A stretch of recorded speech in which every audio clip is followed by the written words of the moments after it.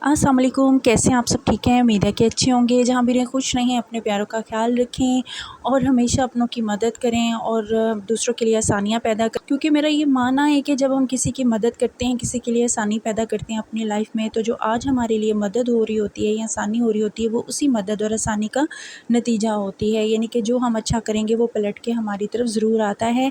और बढ़ते हैं इसी जज्बे के साथ वीडियो में लेके आई हूँ रिसर्च करके, एनालिसिस करके, एक उन लोगों के लिए जो कि जिनके पास कुछ भी कमाने के लिए, काम करने के लिए स्पेसिफिक स्किल्स नहीं है। मोस्टली वीडियोस में हम आपको बताते हैं अगर आपके पास ये स्किल है तो आप ये कर लें, अगर आप ये कर सकते हैं तो ये कर लें। नहीं, लेकिन आज की ये वीडियो उन लोगों के लिए है जिनके पास कोई ख़ास स्किल नहीं है। वो पाकिस्तान में है, इंडिया में है, बांग्लादेश, नेपाल, जहाँ भी ऐसी थर्ड वर्ल्ड कंट्री में रह रहे हैं और वो जाना चाहते हैं यूरोप। तो ये उनके लिए वीडियो बहुत ज़बरदस्त होने वाली है, क्योंकि उनके लिए स्पेसिफिकली मैं यहाँ पे बात करूँगी रिटायर्ड पर्सनस की, जो कि अपनी लाइफ का एक स्पेसिफिक पार्ट गुजार के और वो चाहते हैं यूरोप में सेटल डाउन होना, लेकिन उन्हें नहीं पता वो अपॉर्चुनिटी क्या है जिसे वो अवेल कर सकते हैं और अपनी फैमिली के साथ आफ्टर रिटायरमेंट वो सेटल डाउन किस कंट्री में हो सकते हैं, किस वीज़ा प्रोसेस के थ्रू हो सकते हैं। वो लोग जो फ्रीलांसर यहाँ पे काम करते हैं और यानी कि जैसे कि आज पता है आजकल नेटवर्क का दौर है और ज़्यादातर आजकल की यूथ जो है वो फ्रीलांसिंग को बहुत ज़्यादा लेके चल रही है और जैसे गूगल वगैरह पे काम करके, या वो लोग जिनके पास कोई स्पेसिफिक एजुकेशन नहीं है, कोई किसी भी काम करने की स्पेसिफिक स्किल नहीं है और वो चाहते हैं वो भी यूरोप में सेटल होना चाहते हैं, या वो लोग जिनके पास कोई फ़िक्स डिपॉज़िट में उनके कुछ पैसे पड़े हैं और उससे उन्हें मंथली इनकम जनरेट हो रही है। स्पेसिफ़िकली जिनके पास कोई बिज़नेस नहीं है और वो किसी एसेट को ख़रीद के उससे इनकम जनरेट कर रहे हैं। तो जी हाँ, वो बिल्कुल ठीक वीडियो तक आए हैं। अगर आपके माइंड में ये क्वेश्चन है कि क्या हमारे लिए कभी यूरोप में सेटल डाउन होने की कोई अपॉर्चुनिटी हो सकती है, तो जी बस उन्हीं लोगों के लिए है। तो बढ़ते हैं वीडियो की जानिब। टाइम वेस्ट किए बगैर आज मैं बताऊँगी आपको कि वो कौन सी कंट्री है और उसमें जाने का क्या तरीका है, कौन से वीज़े की कैटेगरी से आप अप्लाई करेंगे तो आपको उस कंट्री का यानी कि यूरोप की उस कंट्री का पासपोर्ट मिल जाएगा और आपको लेकिन उसके लिए कंडीशन होगी। वो कंडीशन क्या होगी और उसके बेनिफिट्स क्या होने वाले हैं अगर आपको उस कंट्री का पासपोर्ट मिल जाता है। तो वो सारी चीज़ें मैं आज इस वीडियो में डिस्कस करने वाली हूँ। बढ़ते हैं वीडियो की जानिब। आगे बढ़ने से पहले मैं आपसे रिक्वेस्ट करूँगी चैनल को सब्सक्राइब ज़रूर कर लें, क्योंकि मेरी कोशिश यही होती है कि मैं ज़्यादातर वो इन्फॉर्मेशन लेके आऊँ, वो क्वेश्चंस के आंसर लेके आऊँ जिनको तलाश करने के लिए आपको किसी कंसल्टेंट या एजेंट की ज़रूरत रहती है। वो किसी भी तरह से मिसगाइड करते हैं या आपसे बहुत ज़्यादा पैसे मांगते हैं और या आपके साथ स्कैम कर देते हैं या फ्रॉड कर देते हैं, तो अब आपको किसी एजेंट के पास जाने की ज़रूरत नहीं है, किसी भी कंसल्टेंट के पास जाने की ज़रूरत नहीं, अगर आप इस वीडियो को एंड तक डिटेल में देख लेते हैं। आज की ये वीडियो है पुर्तगाल को लेके ऑलरेडी मैं 2 जो हैं वीडियो अपलोड कर चुकी हूँ। लेकिन इस वीडियो के अंदर मैंने जैसा कि बताया कि ये स्पेसिफ़िकली उन लोगों के लिए जिनके पास कुछ नहीं है, सिर्फ़ उनकी फिर भी जो इनकम है जनरेट हो रही है कहीं न कहीं से फ्रीलांसिंग के तौर पे, या जो अभी मैंने बताया है, और वो जाना चाहते हैं यूरोप, तो वो कैसे जाएँगे? तो इसमें अगर कोई यूरोप की कंट्री कोई ऐसे अपॉर्चुनिटी आपको दे रही है तो वो है सिर्फ़ पुर्तगाल का D7 वीज़ा, जिसको आप इन अदर वर्ड्स कह सकते हैं रेजिडेंस वीज़ा भी कह सकते हैं, वर्क वीज़ा भी कह सकते हैं, गोल्डन वीज़ा भी कह सकते हैं इसको, क्योंकि इस अगर ये वीज़ा है आपके पास तो आप पुर्तगाल में सेटल भी हो सकते हैं, या इसको रिटायरमेंट वीज़ा भी कह सकते हैं, यानी कि वो लोग जो कि अपनी कंट्री में रिटायर हो चुके हैं, अबव एज हैं, तो उन लोगों के लिए भी जो है ये एक गोल्डन अपॉर्चुनिटी होने वाली है।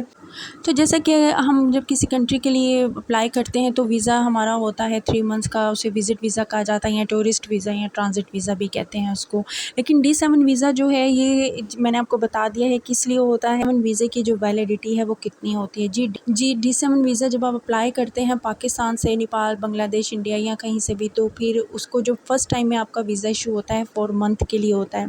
जब आप अपनी कंट्री से ट्रैवल करके पुर्तगाल चले जाते हैं तो वहाँ जाके ये वीज़ा हो जाता है एक्सटेंडेबल, और कुछ डॉक्यूमेंटेशन आपने प्रोसेस में लेके आनी होती है। उसके बाद ये वीज़ा 2 ईयर्स के लिए आपका एक्सटेंड हो जाता है।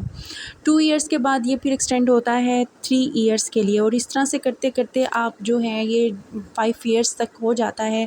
और 5 ईयर्स के बाद आप इसमें अप्लाई कर सकते हैं PR, और PR के बाद आप इसमें सिटीज़नशिप भी अप्लाई कर सकते हैं, और इस तरह से आपको पुर्तगाल का जो पासपोर्ट है वो मिल जाता है। अच्छा जी, ये तो हो गई बात D7 वीज़े को लेके, ये कि इसमें कौन कौन लोग अप्लाई कर सकते हैं। अब बात करते हैं कि इसकी कोई कंडीशन है तो नहीं, इसकी ऐसी कोई ख़ास कंडीशन नहीं है, यानी कि इसमें किसी किस्म का कोई भी एज का लिमिट नहीं है, आप एजुकेशन का बैरियर नहीं है, लैंग्वेज का बैरियर नहीं है, आपका स्किल्ड होना ज़रूरी नहीं है, आपका क्वालिफ़ाई होना ज़रूरी नहीं है। ऐसा वीज़े की इंफॉर्मेशन होनी चाहिए जो कि मैं आपको इस वीडियो के थ्रू दे रही हूँ। आपने किसी एजेंट या कंसल्टेंट के पास भी नहीं जाना है, इसको खुद से अप्लाई करना है। इसमें कुछ भी ख़ास आपके चार्जेस नहीं लगते हैं। इसके बाद अब मैं आपको बताती हूँ कि इसके लिए आपको करना क्या होगा। इसके लिए सबसे पहले तो आपको यहाँ पे रहते हुए इसका एनटीएन अप्लाई करना होगा पुर्तगाल का। जब आप एनटीएन को अप्लाई कैसे किया जाए, यानी कि नेशनल टैक्स नंबर को आप किस तरह से हासिल कर सकते हैं, तो उसके लिए आप किसी लॉयर को जो कि पुर्तगाल में आपके लिए इसको प्रोसेस करे, लॉयर को हायर कर सकते हैं। ऑनलाइन भी वेबसाइट पे आप जाएँ तो वहाँ से भी आप इसको कर सकते हैं, या फिर आप अपनी तरह से ऑथराइजेशन जो अथॉरिटी लेटर भी जिसको बोला जाता है वो किसी को दे के और फिर उसके थ्रू भी आप इसको नेशनल टैक्स जो नंबर है पुर्तगाल का ले सकते हैं। पहले तो आप अपना ये काम कर लीजिए। दूसरा काम आपको क्या करना है, टैक्स के बाद आपको ये करना है कि पुर्तगाल में आप अपना एक अकाउंट ओपन कर लीजिए। अकाउंट ओपन करने के लिए भी मैं आपको फिर से बताती चलूँ, आप ऑनलाइन भी अपना अकाउंट ओपन कर सकते हैं पुर्तगाल में, किसी लॉयर के थ्रू भी कर सकते हैं, या फिर वही कि आप अपना अथॉरिटी लेटर किसी को दें कि जो आपके बिहाफ पे वहाँ पे आपका अकाउंट जो है वो ओपन कर ले। ये तो हो गए वो स्टेप जो आपको वीज़ा अप्लाई करने के लिए यहाँ से पहले करने हैं, ठीक है। इसके बाद ये है कि इसमें चूँकि कोई किसी चीज़ का भी बैरियर नहीं है, लेकिन जब आपको एक दफ़ा पुर्तगाल का पासपोर्ट मिल जाता है तो आपको पता है इसके फ़ायदे क्या है। आगे 26 कंट्रीज़ में आप ट्रैवल कर सकते हैं, जॉब कर सकते हैं, बिज़नेस कर सकते हैं। और मैं आपको वीडियो के एंड पे बताऊँगी कि अगर आपको अभी यहाँ पे कुछ भी नहीं आता तो फिर भी आप जैसे पुर्तगाल में एंटर होते हैं, यानी कि अगर आप रिटायर भी हैं और या फिर अभी तक आप फ्रीलांसर के तौर पे भी यहाँ कर रहे हैं, तो आपके पास कोई स्पेसिफिक स्किल नहीं भी है, तो फिर आप जाते ही वहाँ पे कौन से ऐसे काम हैं जो इजीली फाइंड आउट करके आप स्टार्ट कर सकते हैं, ताकि आप वहाँ पे अपनी इनकम जनरेट करना शुरू हो जाए। तो वो मैं आपको वीडियो के एंड पे ज़रूर बताऊँगी। और अगर आप बिज़नेस वहाँ पे करना चाहें तो कम से कम पैसों में, यानी कि 2 से 3 हज़ार या 5 हज़ार यूरो में वहाँ पे बिज़नेस कौन सा सेट कर सकते हैं आप, जो कि आपके लिए अभी मिनिमम अमाउंट से तो शुरू होगा, लेकिन आपके लिए उसका भी फ़ायदा होने वाला है। तो वो मैं आगे जाके आपको वीडियो में डिटेल से बताती हूँ। अगर मैं आपको ये बताना चाहूँ, यानी कि अगर आप जॉब करते हैं या डायरेक्ट किसी बिज़नेस में इन्वॉल्व हैं तो आप इस कैटेगरी में अप्लाई नहीं कर सकते। बेसिकली ये है ही कैटेगरी उन लोगों के लिए जिनका खुद से डायरेक्ट कुछ भी ना हो। अब आई होप सो कि आपको अंडरस्टैंड हो गया होगा कि ये वीज़ा कौन लोग अप्लाई कर सकते हैं। बात करते हैं कि इसको किस तरीके से जो है अप्लाई करेंगे। तो अप्लाई करने के लिए सबसे पहले आपको क्या करना है कि VFS से इसकी अपॉइंटमेंट लेनी है। आपने पुर्तगाल की वेबसाइट पे जाना है, वहाँ से आपको खुद ही पता चल जाएगा। और फिर इसका जो फॉर्म है वो डाउनलोड करना है, उसको फिल करना है, और अपने जो इसके लिए डॉक्यूमेंट, सिर्फ आपको पासपोर्ट, अपने VFS के ऑफिस चले जाना है और वहाँ जाके इन डॉक्यूमेंट्स को सबमिट करवाना है। और इसके लिए जो आपको वीज़ा फ़ीस पे करनी होगी वो ओनली 90 यूरो है। और उसके अलावा जो VFS वगैरह में जो चार्जेस आपको देने होंगे उनकी सर्विस को लेके या उनकी बायोमेट्रिक की सर्विस को लेके, तो वो तकरीबन 8 से 10 हज़ार होंगे। तो ये टोटल सिर्फ आपने पे करने हैं।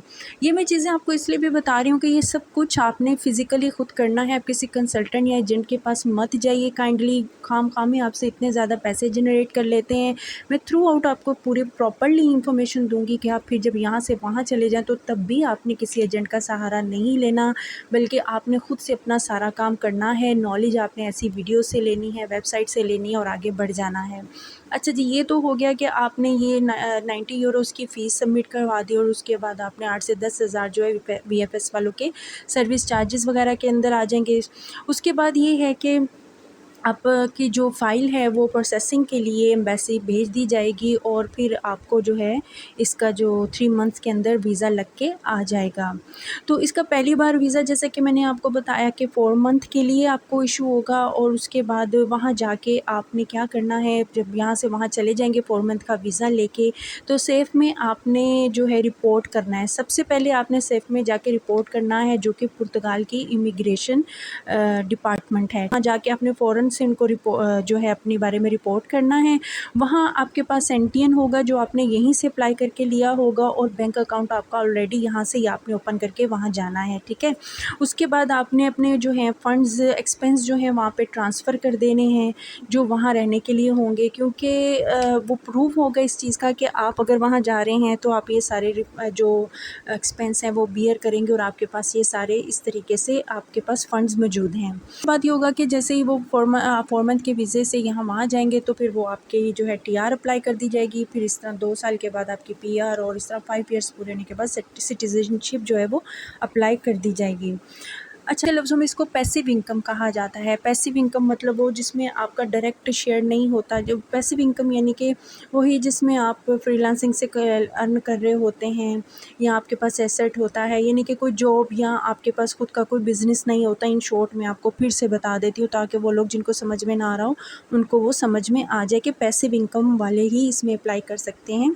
अच्छा जी, उसके बाद ये है कि इसमें कितनी इनकम जो है वो आपकी होनी चाहिए तो आप अप्लाई कर सकते हैं। तो इसमें वो लोग अप्लाई कर सकते हैं जिनकी मंथली जो इनकम है वो तकरीबन आ रही है 700 यूरो। और अगर आप अपनी वाइफ को भी साथ लेके जाना चाह रहे हैं तो फिर 700 यूरो का हाफ़ लगा लें, यानी कि वो आपको अपने एक्सपेंस शो करने होंगे। और अगर आप अपने बच्चों को लेके जाना चाह रहे हैं और अगर आपके बच्चे अंडर 18 हैं तो फिर बच्चों का होगा 212 यूरो का जो है आपको स्टेटमेंट शो करनी होगी। लेकिन अगर जस्ट सपोज़ आपके बच्चे जो हैं वो 18 ईयर्स अंडर 18 ईयर्स नहीं है, 18 ईयर्स से ज़्यादा है उनकी एज, तो फिर भी कोई बात नहीं, फिर उसमें आप ये शो करें जो आपके ऊपर डिपेंडेंट है। तो इस तरीके से आप बच्चों को भी अप्लाई कर सकते हैं। मैं आपको बताती चलूँ, पूरे यूरोप में पुर्तगाल जो है वो फैमिली वीज़े को बहुत ज़्यादा जो है अप्रिशिएट करता है, अकोमोडेट करता है। जो लोग वहाँ पे जाके सेटल डाउन फैमिली के साथ होना चाहते हैं तो जो पुर्तगाल है बहुत वेलकम करता है। इसलिए आप अगर फैमिली के साथ सेटल डाउन होना चाहते हैं तो सब कंट्रीज़ को छोड़ के पुर्तगाल में अप्लाई करें, क्योंकि वहाँ पे ये आपको बहुत ज़्यादा आसानी से आप अप्लाई करके आपके लिए कोई ऑब्जेक्शन रिजेक्शन यहाँ नहीं है, क्राइटेरिया कोई हार्ड नहीं है। तो फिर ये भी क्वेश्चन था कि क्या ये पैसे अगर हम ट्रांसफ़र नहीं करते, क्या ये पैसे जो हैं बैंक में ट्रांसफ़र करना मैंडेटरी होंगे? तो मैं आपको बता दूँ मैंडेटरी तो नहीं है, लेकिन अगर आप ये जो है ट्रांसफ़र कर देते हैं तो उससे ये होगा कि आपके जाते ही टीआर अप्लाई कर दी जाएगी, यानी कि टेम्परेरी रेजिडेंस जो कि 2 ईयर्स के लिए होगी। तो ऑटोमेटिकली वो प्रोसेस आगे चलना शुरू हो जाएगा, जिसके बाद आपको हमेशा के लिए यूरोप का पासपोर्ट जो है वो मिल जाएगा। अगर आप ये जो फ़ंड्स हैं ट्रांसफ़र नहीं करते अपने अकाउंट में तो फिर आपको सिर्फ 4 माह का वीज़ा मिलेगा, लेकिन उसमें आगे आपको रहने की इजाज़त नहीं होगी। आगे प्रोसेस करने की अपनी जो है उसको आपको अपना वीज़े को आगे एक्सटेंड करने की परमिशन नहीं मिलेगी। इसलिए अगर आप वहाँ पे सेटल डाउन ही होना चाहते हैं तो फिर आप ये ट्रांसफ़र कर दें। जिस तरह से मैंने बताया है कि अगर सिंगल पर्सन है या वाइफ़ है या बच्चे हैं तो उनका कितना कितना एक्सपेंस होगा जिसको वो आगे जो है डिपॉज़िट करवाएंगे। और अब मैं लास्ट में आपको बताती चलूँ कि देखिए ये मैं वीडियो में तमाम इन्फॉर्मेशन मैंने कोशिश की है स्टेप बाय स्टेप आपको बता दूँ। इसमें अब आपको किसी भी एजेंट के पास जाने की ज़रूरत नहीं है, धोखा खाने की ज़रूरत नहीं है। जो लगभग चार्जेस थे वो भी मैंने आपको बता दिए कि 90 यूरो जो है आपकी जो वीज़े की फ़ीस है, और उसके अलावा 8-10 हज़ार आपके जो वहाँ पे डॉक्यूमेंटेशन के चार्जेस हैं, सर्विस के चार्जेस हैं, इसके अलावा कुछ नहीं है। लेकिन अगर आप एजेंट या कंसल्टेंट के पास जाते हैं तो खाम में आपसे लाख, 2 लाख, 4 लाख वो ईज़िली ले लेंगे इनिशियल स्टेजेस पे, जबकि ये काम आप खुद भी कर सकते हैं और वेबसाइट पे जाके। अब लास्ट में मैं आपको ये बताती और अच्छा ये भी मैं आपको बताती चलूँ, जब आप पुर्तगाल में एंटर हो जाएंगे तब भी आप वहाँ पे कोशिश करें किसी एजेंट के साथ रब्ता ना करें, बल्कि इसी तरह से ही जिस तरह से मैं आपको बता रही हूँ आप चलें और ख़ुद से अपने जो पेपर और प्रोसेसिंग जो है वो वहाँ पे शुरू कर सकते हैं। आपको किसी की ज़रूरत नहीं पड़ेगी। फिर मैं कह रही हूँ कि आप अपने एक्स्ट्रा पैसे बचा सकते हैं थोड़ी सी अपनी एफ़र्ट करने के बाद। अच्छा जी, अब मैं बताती चलूँ कि आप जब पुर्तगाल में चले जाते हैं तो वहाँ पे आप अपना बिज़नेस कितने पैसों से, मिनिमम पैसों से शुरू कर सकते हैं।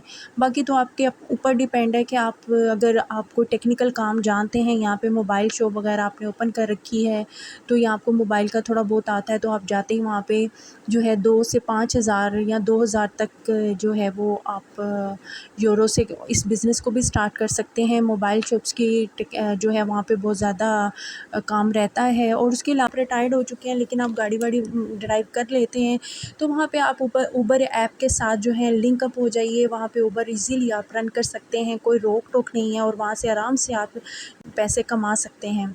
और तीसरी ऑप्शन ये है कि छोटे-मोटे काम की यही है कि अगर आपको कोई बिज़नेस करना ही चाहते हैं और आपके पास मिनिमम अमाउंट है, तो फिर आप टेक अवे या इस तरह से कोई टक शॉप वगैरह भी ओपन कर सकते हैं, जो तमाम रात जो है के लिए ओपन होती है, तो वहाँ से भी आप अर्निंग कर सकते हैं। मतलब इस तरह के कोई भी ईज़िली काम आप कर सकते हैं, इसमें ऐसी कोई प्रॉब्लम नहीं है और आप अच्छी सैलरी जो है सॉरी अच्छी अर्निंग जो है वहाँ पे कर सकते हैं। उसके अलावा अगर लेकिन आप चाहते हैं आपको जॉब करें वहाँ जाके, तो फिर आप वहाँ पे किसी भी होटल में चले जाएँ, वहाँ पे ईज़िली आपको यकीन करें जॉब मिल जाती है, कोई मुश्किल चीज़ नहीं है। वहाँ पे पाकिस्तानी कम्युनिटी भी बहुत ज़्यादा है। 5 साल आराम से वहाँ पे आप स्पेंड करके वहाँ के जो पासपोर्ट को हासिल कर लें।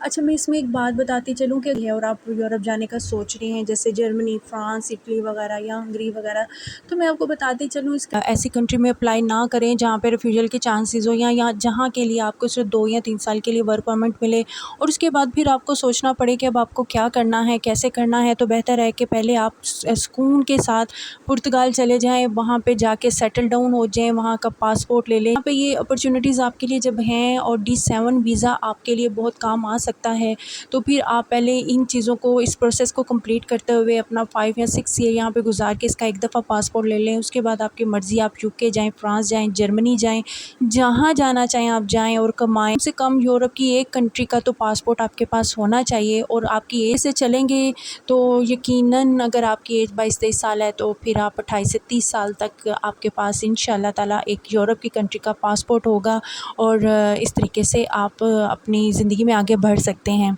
तो ये मेरी एडवाइस भी है, ये मेरा मशवरा भी है उन लोगों के लिए जो कि भटक रहे हैं इधर-उधर। तो ये थी आज की वो informative video. I hope so कि आपको इससे ज़रूर फ़ायदा होने वाला है। वीडियो अच्छी लगी हो तो लाइक एंड शेयर करें। फिर मैं कहूँगी चैनल को ज़रूर सब्सक्राइब करें ताकि इसी तरह एनालिसिस, रिसर्च बेस के ऊपर, फैक्ट बेस के ऊपर आपके पास वीडियो जो है उसका नोटिफिकेशन फ़ौरन पहुँच जाए, ताकि आपके जहन में जो भी क्वेश्चन आ रहे हैं अपने फ्यूचर को लेके उनको कोई ना कोई सलूशन ज़रूर मिल सके। क्योंकि मेरी कोशिश है कि मेरे जो भी नौजवान हमारे कंट्री के बाहर फ्यूचर बनाना चाहते हैं, सेटल डाउन होना चाहते हैं, अपनों की मदद करना चाहते हैं, तो उनके रास्ते में आसानी पैदा की जाए। वीडियो अच्छी लगी हो तो इसे लाइक एंड शेयर करें। मुझे रखें दुआओं में याद। मिलते हैं फिर किसी वीडियो में यूरोप की नई इन्फॉर्मेशन के साथ। टिल देन खुदा हाफिज़।